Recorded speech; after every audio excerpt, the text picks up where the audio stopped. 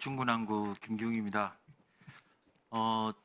저는 북한하고 그동안에 90년부터 한 300번 넘는 협상을 참여해서 했는데 그중에 제가 잘 된 것 같다, 만족스럽다 하는 건 아마 10손가락 안에 꼽을 수 있을 것 같습니다. 그만큼 협상이라는 게, 상대 간 협상이라는 게 생각보다는 쉽지 않고 굉장히 좀 하여간 밀당이라고 하나요? 좀 어려운 부분이 있다는 걸 제가 누구보다 잘 알기 때문에 오늘 질문을 많이 받고 계시긴 한데 외교부 장관님께 고생하셨다는 말씀을 일단 좀 드리고 싶습니다. 감사합니다. 그리고 오늘 주제가 한쪽으로 있어서 저는 통일부 장관님께 좀 질문을 드리겠습니다.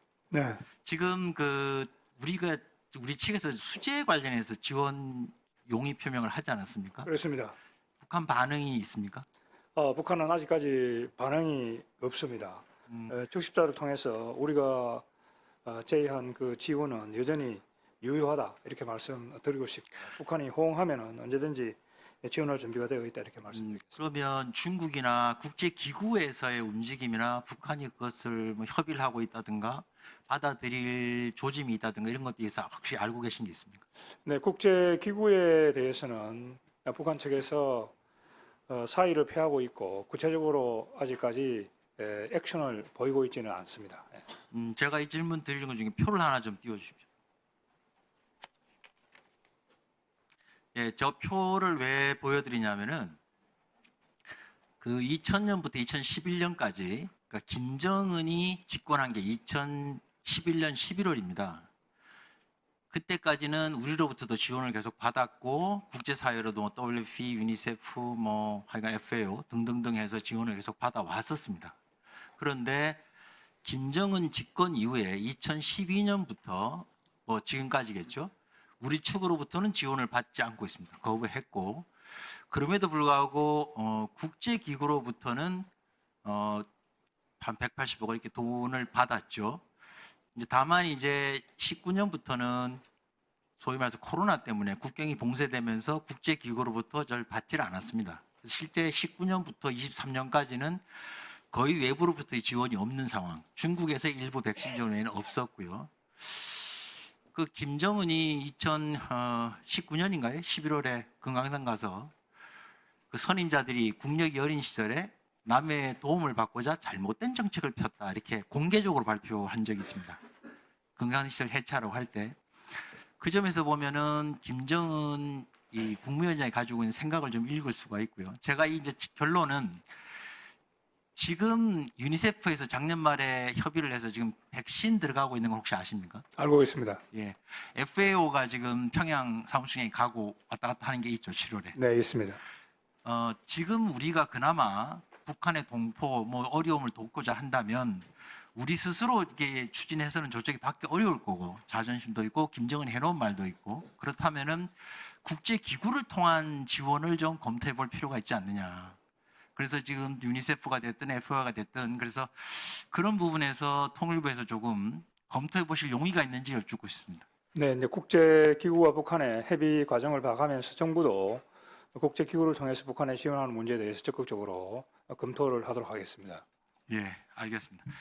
외교부 장관이 하나 다른 거 좀 여쭤보겠습니다. 저 러시아하고 우크라이나 전쟁이 있고 그다음에 이제 러시아하고 북한이 밀착이 되다 보니 네. 북한에 진출해 있는 우리 기업들이 좀 애로가 많은 것 같습니다. 북한이 러시아에 진출한 러시아에 진출한 우리 기업들이 애로가 많은 것 같은데 네. 특정 기업 얘기는 할 건 없는데 많은 기업들이 사무소 지사를 철수하긴 했는데 철수할 수가 없어서 있는 지사의 경우에는 사무실 임대료라든가 직원 월급들도 물론이고 특히 이제 러시아에서 과징금을 부과받아가지고 내야 되는데 못 내면서 이제 과징금이 2배로 올라가서 지금 엄청난 돈을 내야 되는 상황까지 왔는데 제가 들어보기로는 이게 이제 미국의 대북 제재, 국제사회 대북 제재가 있다 보니까 송금 서울에서 해줘야 되는데 이게 와이어링이 혹시 거기에 위반되지 않을까 하는 걱정 때문에 잘 뭐라고 할까요? 좀 겁이 나서 못하는. 그래서 결국은 현지에서 돈을 빌려서 하기도 하고 사초도 빌리고 큰 돈 어떻게 할 수가 없고요. 그래서 우리 러시아에 진출한 기업들 애로를 돕기 위해서 교민들을 돕기 위해서 외교부에서 열심히 하시고 있는 건 알고 있는데 네. 기업들의 애로를 듣는 거는 유럽국이고 미국 측하고 그런 문제를 해소하기 위한 채널은 또 다른 기관이지 않습니까? 그러니까 장관님께서 그 사람들이 당사자가 미국하고 협의를 할 수가 없으니까 외교부에서 충분히 애로를 듣고 그거를 미국 측과 협의해주는 중재라고 해야 될지 좀 적극적으로 좀 관심을 갖고 챙겨주시는 게 좋지 않을까. 그래서 건의를 좀 드려봅니다. 네, 제가 직접 만나기도 했고요. 그런 노력을 하고 있다는 말씀을 드립니다. 네. 예, 알겠습니다. 이상입니다. 예. 예, 저는 그 전당 관련해서 나온 얘기 중에 한 두 가지 포인트에 대해서 주의를 좀 환기하고 싶은데요. 예전에 전당 관련된 법령을 검토한 적이 있습니다. 오랫동안. 그때 뭐 고압가스 안전법부터 시작을 해서 집시법, 무슨 뭐 경찰 직무집행법, 여기 있는 항공안전 다 검토를 했는데 그때는 오로지 경찰 직무집행법 외에는 대안이 없다 이렇게 돼 있었어요. 과거에는. 그런데 지난 정부 때 이제 남북관계 발전법에 이걸 금지하는 법 개정이 이루어지면서 지금 항공안전법의 2km라는 게 다시 해석이 돼가지고 이제 하위 규정으로 들어가 있는 걸로 제가 이해를 했는데 그렇다면은 이 부분도 항공안전법 이 부분도 사실은 이번에 헌법재판소 판결에 따라서 우리가 다시 들여다봐야 될 부분이 있다. 그렇죠. 그래서 그 부분에 대해서 우리 통일부에서도 그게 뭐 실정법이다 이렇게만 뭐 지켜야 된다 하실 수도 있는데 이게 지난 정부 때 생긴 두 가지가 각 부처에서 다 검토를 해서 만드는 것 같은데 그런 부분이 있으니 그런 면은 한번 살펴주셨으면 좋겠다라는 거 하나가 있고요. 이게 이제 헌법재판소 판결에 안 맞을 수가 있다는 거죠. 제 얘기는 한번 보셔야 되고요. 또 하나는 오늘 법 개정 나중에 법률심사소위에서 얘기를 하겠지만 신고제, 승인제 얘기들을 많이 하시는데 지난 50년 동안 남북이 전단을 날리고 확성기 방송을 해왔습니다. 왔는데 확성기는 서로 당국에서 하는 거였고 전단은 서로 얘기할 때 만나면 우리는 모르는 일이다. 뭐 민간이 하는 거지 우리가 어떻게 하냐. 우린 날리지 않는다. 이렇게 얘기를 해왔거든요. 그런데 최근에 어떻게 됐냐 하면 지금 법을 만들면서 승인 신고제를 하면 좀 우리 야당 의원들도 한번 생각해 보셔야 되는데 이게 공식화되는 겁니다.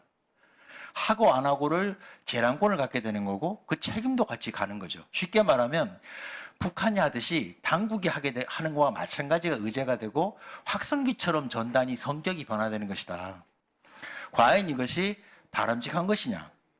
이 부분에 대해서 저희가 좀 심사숙고해야 될 필요가 있다. 그러니까 뭐 신고제 승인제 취지들은 저도 뭐 왜 그렇게 하려는지 알겠는데 이 문제를 법제화하고 그걸 당국이 직접 관여하는 길로 만들었을 때 어차피 권한을 갖잖아요. 한다 못한다. 그럼 그 한다 못한다에 대한 책임도 져야 되는 거고요. 그러면 결국 이제 확성기처럼 전단도 정부가 직접 관여하는 일이 될 것이다. 그리고 이렇게 공식화하는 게 과연 앞으로 대북 레버리지 차원이라든가 혹은 앞으로의 남북관계 차원에서 괜찮은 거냐라는 부분을 좀 통일부 차원에서 검토해 주셨으면 좋겠습니다. 당연히 그렇게 하시겠습니다. 네, 네, 이상. 감사하겠습니다.